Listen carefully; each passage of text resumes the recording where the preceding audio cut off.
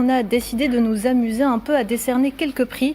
Je déclare donc ouverte la cérémonie des Hebdo Show Awards de la fake news. Alors vous demanderez pourquoi ? Eh bien parce que quand les fake news deviennent un sport national en France, on ne peut que récompenser la performance. Une chaîne algérienne a décidé de remettre des prix un peu particuliers, les Fake News Awards. Le principe est simple. Récompenser les informations les plus douteuses diffusées par certains médias français. Quel média français décrocherait la palme d'or de la fake news selon vous ? Plus de 1000 personnes ont répondu à nos questions et le public a tranché.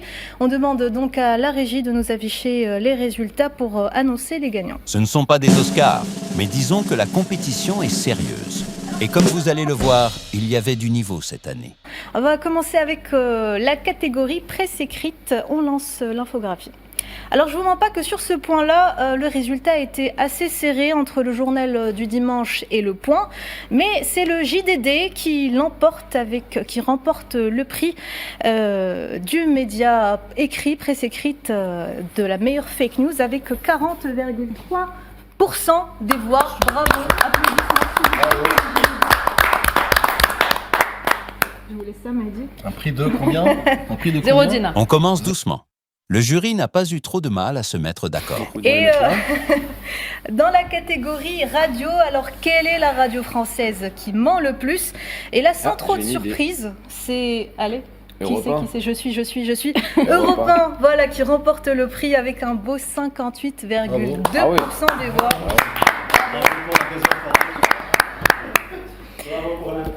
Ah bien sûr, ils ont leur chèque, pas de jaloux.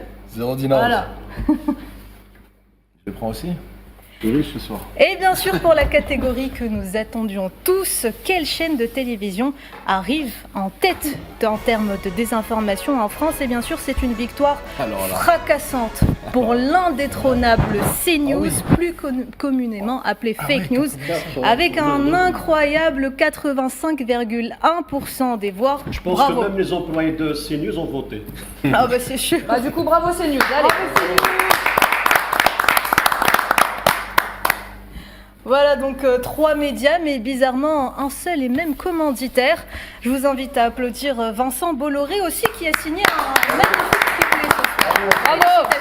Donc 3 gros chèques symboliques pour vous, monsieur Bolloré, qui nous regardez sûrement, parce qu'il faut bien reconnaître une chose, la désinformation aujourd'hui, ça paye. Plus c'est anxiogène, plus ça fait de l'audience, et plus c'est approximatif, plus ça tourne en boucle. C'est la formule parfaite. Et ils appellent ça la liberté de la presse. Ici, on appelle plutôt ça l'oligarchisation des médias.